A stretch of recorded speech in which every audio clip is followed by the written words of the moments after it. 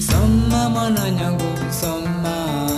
Soma mwana nyangu soma. Bonjour, c'est Dame Denise. Bonjour, c'est Insa Dengizijou. Nous vous donnons rendez-vous tous les samedis de 13h à 14h dans votre émission Mtsohozi Kato. Dans cette émission, nous vous amenons à la pêche aux éléments historiques de notre île et bien au-delà. Et soyez-en sûrs, personne ne reviendra bredouille. Mtsohozi Kato.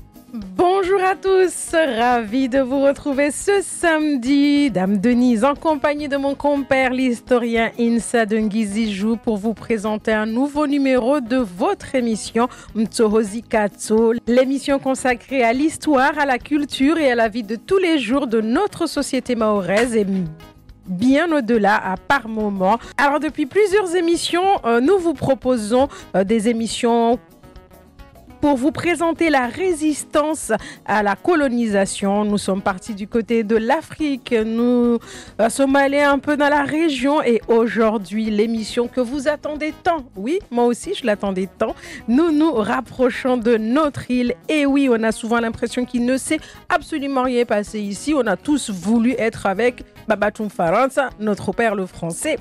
Mais dans les faits, ça ne s'est pas vraiment passé exactement comme ça. N'est-ce pas, mon ami Insa Dengizijou? Bonjour. Bonjour, Dame Denise. Bonjour aux auditrices et auditeurs qui nous suivent fidèlement maintenant.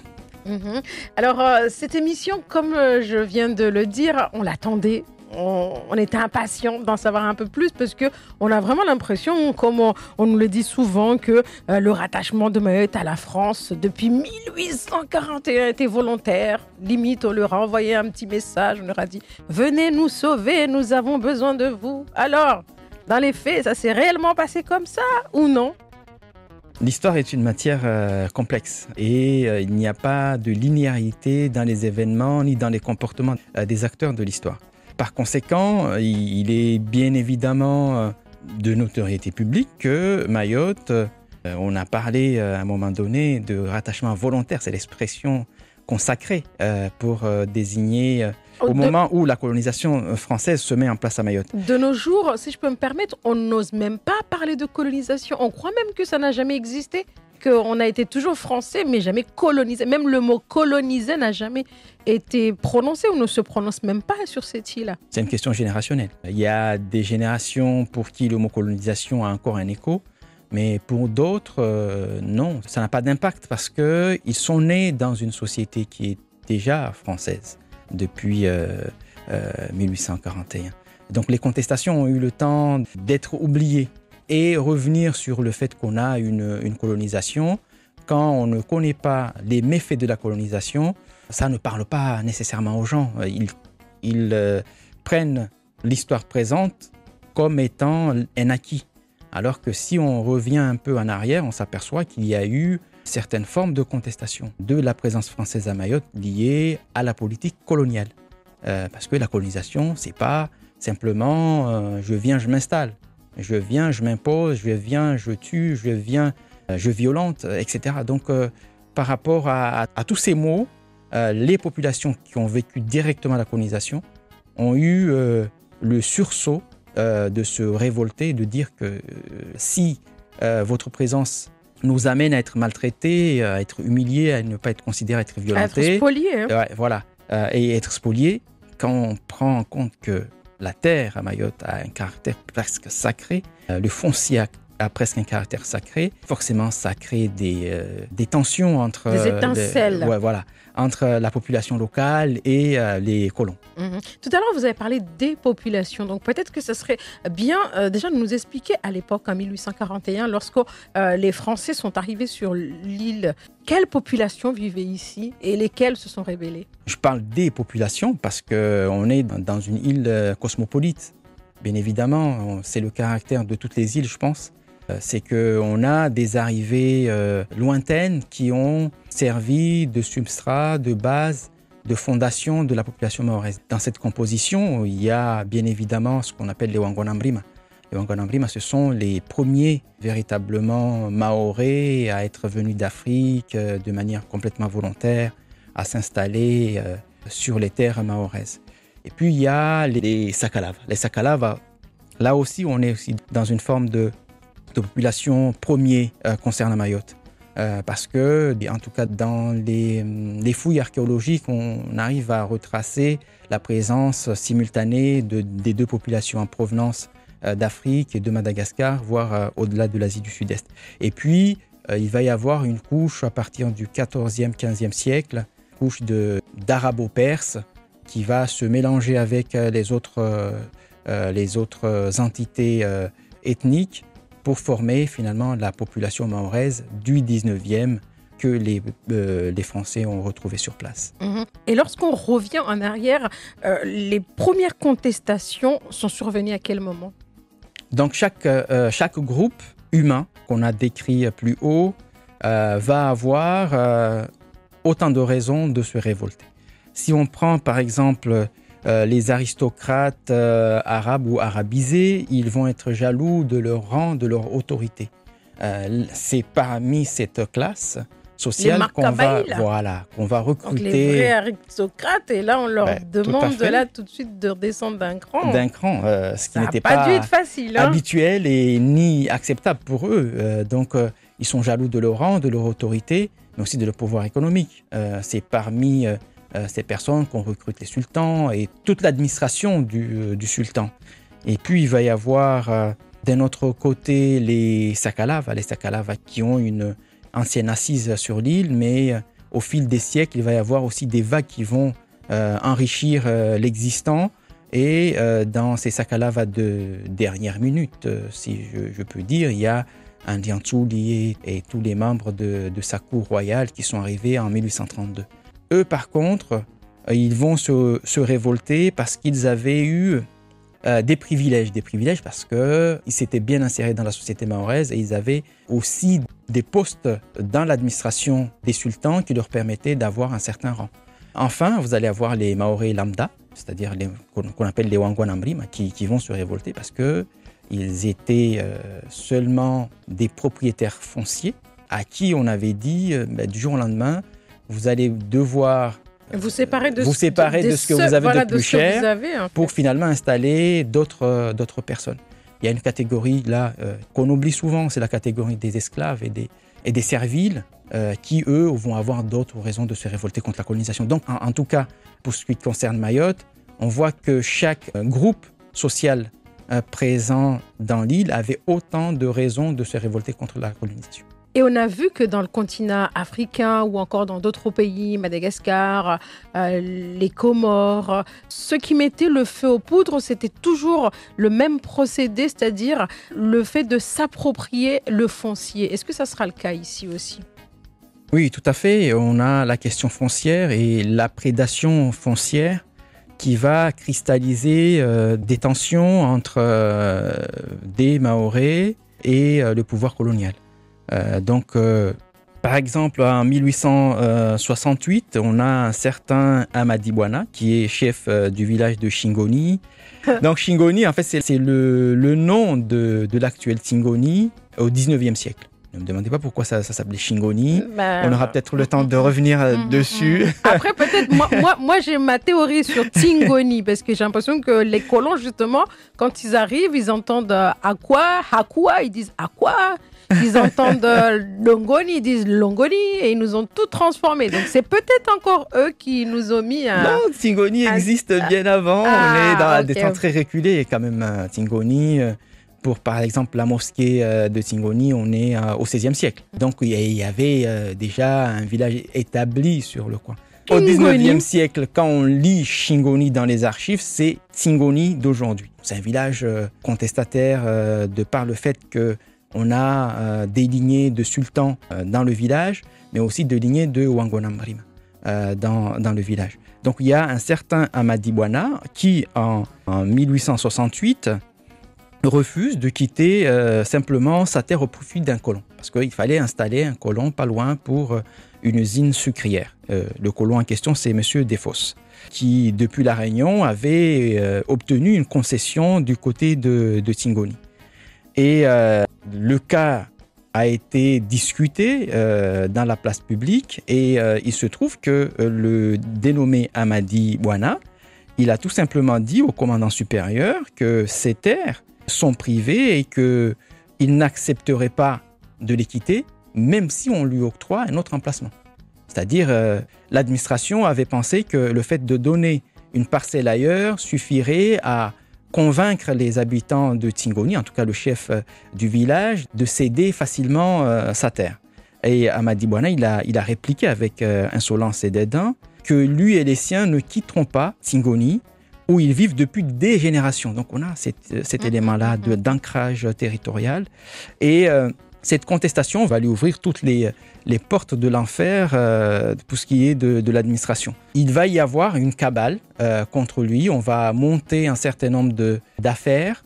C'est ne pas s'en rappeler notre justice contemporaine qui parfois nous trouve des cas un peu suspects. Apparemment, quand on veut tuer son chien, on l'accuse d'avoir la rage. Et là, on ne l'accuse pas forcément. On monte des affaires en l'accusant de couper illégalement du bois, de faire de la contrebande depuis Anjouan et d'introduire des esclaves de manière complètement clandestine. Donc, ce sont autant de délits qui permettaient à l'administration, à l'époque, de condamner le dit Amadi Bouana à 10 jours de détention à bord du navire de guerre. Quand on regarde bien, c'est plutôt eux qui venaient piller, qui venaient faire tout ce qu'on les accusait aux autres. En fait. Oui, voilà, mais le dénommé Amadi Bouana n'avait pas les moyens d'une administration pour finalement retourner la situation. Donc il s'est retrouvé victime d'accusations fausses et il a été condamné à 10 jours de prison à bord d'un navire, le Régent, qui est un navire de guerre qui était en rade. Donc c'était une manière d'intimider, de dire aux autres, attention à ce que vos velléités de contestation ne se transforment pas en séjour de prison. Donc c'était sanctionné pour donner l'exemple. Voilà comment, sur un cas précis, l'administration coloniale a su prendre les mesures pour éteindre d'autres contestations dans d'autres villages. Ça veut dire que le monsieur Amadi Bouana, on ne l'a plus entendu après ?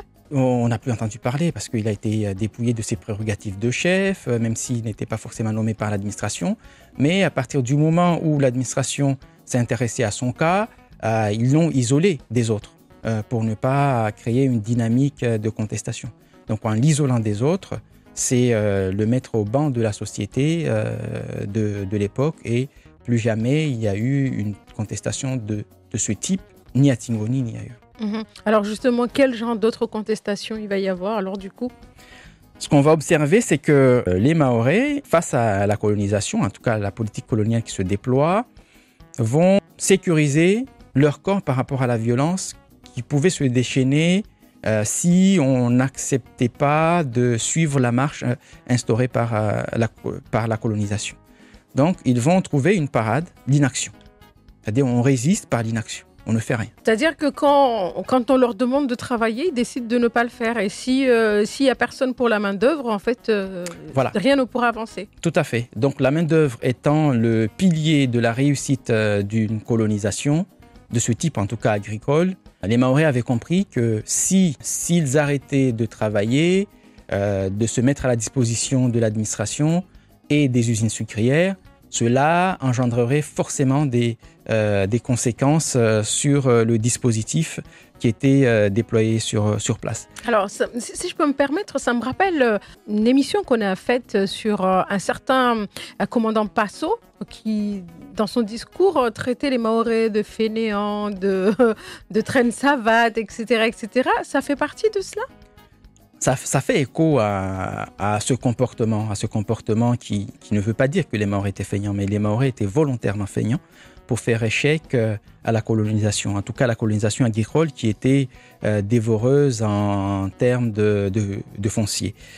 Donc on a en 1851 le commandant supérieur Bonfils qui déplore en ces termes, il y a même des villages où l'on ne rencontre pas un noir qui consente à s'occuper d'un arbre moyennant salaire. Oui, Qui veut travailler sans être payé. Voilà. Même si on payait la personne n'acceptait pas. D'accord, ok, d'ailleurs. Donc, il y a. Même si on vous paye, non, mais c'est bon. Non. Et tous les hein. successeurs de Bonfils vont dénoncer la paresse des autochtones, les qualifiant d'hideux mélange d'êtres abrutis et dégénérés. C'est pour vous dire que l'administration était tellement désespérée que le vocabulaire employé dénote une forte inertie qui contrecarre les projets sucriers. Donc, il y a cette forme de résistance aussi à Mayotte, c'est que les gens se laissent aller en ne faisant rien qui puisse aider l'administration à s'installer. Et dans les archives, comment on sait que c'était vraiment une résistance et que les colons n'avaient pas raison, que nous, on n'avait aucune envie de travailler, puis c'est tout, laissez-nous tranquilles, on est au soleil, on se pavane, on est comme des Antillais là et tout. Mais est-ce que dans les archives, vous avez vraiment, à un moment donné, bon, là vous nous dites qu'ils ont traité les Mahorais de fainéants et tout, mais dans les archives, est-ce qu'à un moment donné, ça apparaît réellement que c'était de la désobéissance pour se révolter? Oui, c'était de la désobéissance parce que le comportement se rencontre dans presque tous les villages. Donc, ce n'est pas un village qui décide à un moment donné de ne pas travailler, mais c'est un comportement généralisé. Un comportement généralisé de telle sorte que... Un feignant, c'est bon. 2, c'est bon. Mais si tout Mayotte devient feignant, c'est que là, il y a anguille sous roche. Il y a anguille sous roche. Donc, les colons sont obligés d'introduire une main-d'œuvre depuis l'Afrique. C'est pour dire que les Mahorais n'avaient rien à faire de la colonisation, en tout cas, ne participaient pas au succès des entreprises sucrières. Il y a cette forme de résistance à la colonisation qu'il ne faut pas négliger, et c'est la majeure partie des cas pour les personnes qui ne veulent pas collaborer avec les colons. Merci beaucoup. Allez, ça va très très vite dans cette émission. Je vous invite à partir en musique. On revient dans quelques instants. Je ne sais pas vous, mais moi, j'ai envie de savoir un peu plus sur ce qui va se passer par la suite. À tout de suite.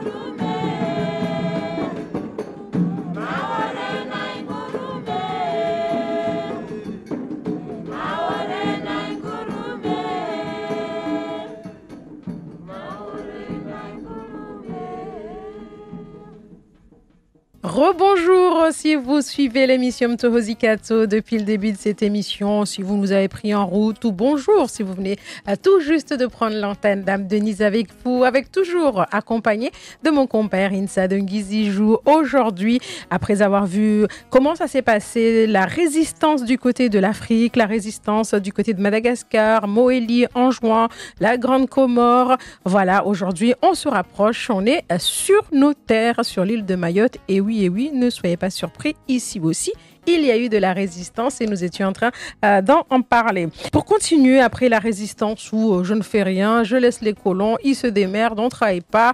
Maintenant, ils vont chercher des gens à l'extérieur pour travailler, notamment en Afrique. Malheureusement, on sait les conséquences que ça va engendrer. Quelle forme d'autre résistance était à Mayotte? La résistance par l'exil. Certaines personnes ont préféré quitter Mayotte parce que la tournure des événements ne correspondait pas à leur idéal au moment où on signe le traité de cession. Le traité de cession de Mayotte stipulait, entre autres, que les propriétés foncières détenues par les Mahorais leur appartenaient. Et ils se rendent compte qu'au fur et à mesure du déploiement de la stratégie sucrière et des constructions coloniales, cette clause n'est plus respectée. On exproprie à tout va et le non-respect de cette clause va être le début de la réflexion, en tout cas pour les personnes qui ont été proches du sultan ou de la signature du traité de cession, notamment le Kadi Omar, à leur présence, à remettre en question leur présence sur l'île. Parce que à cette époque, leur présence sur l'île avait été assortie de garanties sur le respect de leur rang, de leur statut et de leur propriété foncière. Ils s'aperçoivent qu'au fil des années, ce n'est pas le cas et certaines personnes choisissent de partir en exil. Ça sera le cas du Kadi Omar Aboubakar, connu pour être le premier auteur connu de Mayotte et pour avoir incarné la résistance à la fois intellectuelle et institutionnelle. Institutionnelle parce que c'était aussi un cadi. Donc, il va mobiliser ses compétences en termes intellectuels pour dénoncer, avec des pétitions et des interventions publiques, le fait qu'on a un traitement inégal au sein des notables mahorais, c'est-à-dire les signataires du traité de cession. On a des personnes qui sont favorisées, notamment le cercle proche d'Andi Ansuli et des Sakalava qui l'entouraient. Donc on va leur octroyer à la fois des postes de chef de quartier. Andi Ansuli, on va lui octroyer une indemnité financière. Et ils se rendent compte que pour certains, ils ne sont pas du tout traités à égalité. Et donc il va dénoncer cet aspect-là. Le deuxième aspect, et ça sera en juin 1847 où il dénonce publiquement dans une pétition cette inégalité de traitement. En 1946, les expropriations sans indemnité avaient déjà mobilisé sa sensibilité. En mars 1848, le sort réservé aux membres de la cour royale des sultans de Mayotte par rapport aux sultans d'Anjouan qui sont proches des Anglais va aussi mobiliser son indignation. Puis, il va dispenser au sein de la société mahoraise une propagande contre l'école. Contre l'école parce qu'on a, dans les premiers temps de la mise en place de l'école à Mayotte, ce sont les religieuses qui ont la charge de l'éducation. Et de peur que les enfants mahorais qui seront envoyés soient finalement christianisés, il avait lancé le mot d'ordre de résister et de ne pas envoyer ses enfants dans ces écoles, de peur que les enfants mahorais perdent leur foi musulmane. Donc on a cette mobilisation très forte et à partir du moment où lui, il n'est pas entendu, il va s'exiler volontairement, ça veut rien dire. Il va s'exiler à Moélie à la fin des années 1860 où il meurt en 1871. Donc il ne remettra jamais les pieds à Mayotte parce qu'il a jugé que la France s'était assise sur tous ses engagements et que la tournure des événements ne lui permettait pas, en tout cas avec une conscience apaisée, de vivre sur Mayotte. On rappelle que c'était l'un des signataires du traité de cession de Mayotte à la France. Oui, tout à fait. Et c'est l'une des raisons pour lesquelles il avait un œil aussi aiguisé sur le respect de ce qui a été convenu et le respect des gens qui ont permis finalement l'installation de la France à Mayotte. Et on a vu que dans beaucoup de pays, les gens ont dû prendre les armes pour défendre leurs intérêts. Et là, jusqu'à maintenant, on a l'impression qu'à Mayotte, ce n'était pas le cas. Est-ce que ça sera le cas jusqu'au bout ou à un moment donné, quand même, les gens vont devoir prendre les armes pour se défendre? Certains ont pris les armes. Et la catégorie, en tout cas la plus exposée dans cette forme de résistance, la plus documentée dans les archives, reste les Sakalaves qui ont perdu un certain nombre de pouvoirs, de prérogatives avec la présence française, ont été le fer de lance de la contestation armée. Et cette contestation va débuter en 1856, où on a déjà une contestation de fond via les travailleurs engagés. Et certains chefs, notamment Bakar Koussou, Sakalaves, qui ont saisi que le contexte, l'ambiance à ce moment-là permettait de pouvoir revendiquer derrière les travailleurs engagés, d'avoir des revendications très politiques visant à mettre la France en dehors du territoire de Mayotte.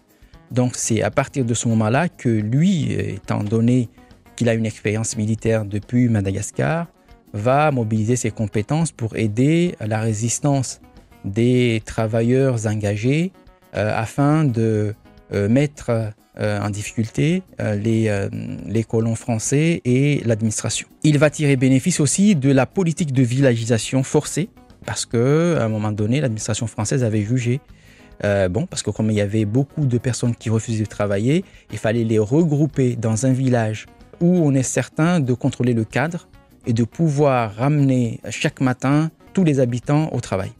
Donc cette politique avait mécontenté beaucoup de personnes. C'est quel village par exemple? C'est tous les villages de Mayotte qui étaient amenés à être regroupés au plus près des usines sucrières. C'est un peu par exemple à la Combagnole, l'endroit où on appelle la cour. Voilà. Et encore la cour ne suffirait pas peut-être à accueillir toute la zone. Tingoni, Mirereni, etc. Donc il fallait réduire le nombre de villages et concentrer les habitants sur des points où on pourra les contraindre à aller travailler. Et cette politique-là, vous imaginez bien que les gens qui sont installés depuis des générations dans un village ne voulaient pas nécessairement quitter leur terre pour aller se retrouver forcés à aller travailler dans les usines sucrières. Donc Bakari Koussou et toutes les personnes qui ont participé à cette révolte vont tirer bénéfice de ces mécontentements pour finalement dire à l'administration française que votre présence n'est plus la bienvenue parce que vous nous avez trahis en ne respectant pas les clauses, en ne nous donnant pas la place qui est la nôtre. Donc lui, il va mobiliser tous les Sakalaves avec qui il a de très bons contacts et Bakar Koussou va mobiliser tous les Sakalaves qui le respectent pour finalement tenter de mener une révolte qui pousserait la France à partir de Mayotte. Et cette révolte a été matée dans le sang et a abouti à l'exécution de Bakar Koussou le 22 juin 1856. Cette révolte aboutit à l'arrestation et au procès de Bakari Koussou. À l'issue du procès, il a été condamné à mort et il a été tué le 22 juin 1856 à Dzaoudzi. Donc c'est pour expliquer que quand nous parlons de Mayotte française, et il ne faut pas oublier qu'il y a eu, en tout cas, dans le passé, des contestations qui se sont fait entendre, malgré le fait qu'ils n'avaient pas les moyens de s'imposer contre l'administration, malgré le fait qu'ils n'avaient pas les moyens de se faire entendre auprès d'une population qui était complètement traumatisée par cette nouvelle politique. Ils ont essayé à leur niveau de pouvoir dire que ce qui se passait n'était pas forcément de l'ordre de l'acceptable.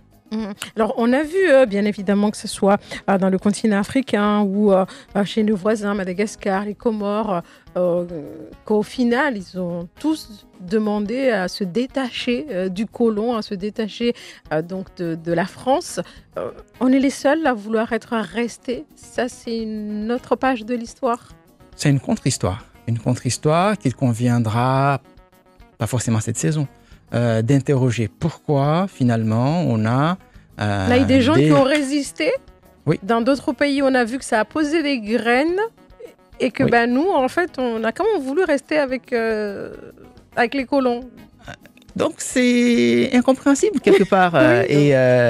Vous avez tout à fait raison de poser la question. Et maintenant, qu'est-ce qui explique qu'à un moment donné, Et il revient. on oublie tous les méfaits de la colonisation pour finalement se dire que rester français valait mieux que prendre les voies de l'indépendance. Peut-être il y a des traumatismes qui sont liés à l'histoire très ancienne de Mayotte, qui ne sont pas étrangers à cette actualité de la question du maintien de Mayotte dans la République voulue par les Maoris. Aujourd'hui, on est même en mesure de se poser la question, est-ce que cette forme de résistance est réellement finie ou il y a encore des gens qui y pensent mais qui n'osent pas le dire ou même qui commencent... Après Chido, on a eu quand même l'impression que certaines voix commencent à s'élever un peu, si je peux me permettre. C'est pour dire que finalement, il y a des personnes dans la société mahoraise qui pensent que la présence française n'est pas forcément, à Mayotte, n'est pas forcément la bonne solution et qu'il conviendrait peut-être d'étudier d'autres voies. Mais il y a une peur terrible de vouloir s'afficher sur ce positionnement. Parce que ça engendre beaucoup de conséquences. Tout de suite, on nous dirait et pourquoi vous vivez sur un territoire administré par les Français et pourquoi vous n'allez pas ailleurs parce que vous voulez. Il y a toute cette forme de rejet qui va suivre. Mais je pense que si on a le courage de ces idées, à un moment donné, il faut les affirmer, quitte à ce qu'on mécontente certaines personnes ou quitte à ce qu'on se retrouve mis au banc de la société majoritaire. Mais ça, c'est chacun sa conscience et chacun ses positions. Après, si je peux me permettre, juste vraiment pour finir cette émission, parce qu'on est en train de gratter, mais se poser, discuter, échanger sur notre histoire, c'est pas forcément être en désaccord, c'est simplement juste nourrir en fait notre vécu. Est-ce qu'on puisse savoir d'où est-ce que nous partons pour savoir où est-ce qu'on va? Il y a d'abord des choses à soigner dans la société mahoraise avant de pouvoir se poser et de parler correctement de ce qui s'est passé. Tant qu'on admet. Tous. Mais c'est pour dire qu'il y a un travail à faire dans la société mahoraise sur comment, au moment des indépendances, les tensions qu'il y a au sein de la société mahoraise qui n'ont pas été discutées, etc. Des choses pas très réjouissantes d'un côté comme de l'autre. Moi, je ne suis pas là pour prendre parti, mais cette question de Serra Mesoroda, à un moment donné, il faut la poser sur la table, la discuter et essayer de réparer ce qui doit être réparé et essayer aussi de faire de la conciliation quand cela est possible. Mais on ne pourra pas y échapper. Merci beaucoup. Ça me fait penser à un pays qui est juste à côté de chez nous, l'Afrique du Sud. Voilà, merci beaucoup Insa Dengiziju une nouvelle fois d'avoir accepté d'être notre invité dans cette émission Toozikato. On se sépare avec la citation à connaître par cœur. L'ignorance de l'histoire de son peuple est une forme de servitude. Bonne journée. Et puis... Bonne journée à vous, les auditeurs, auditrices, et prenez soin de vous.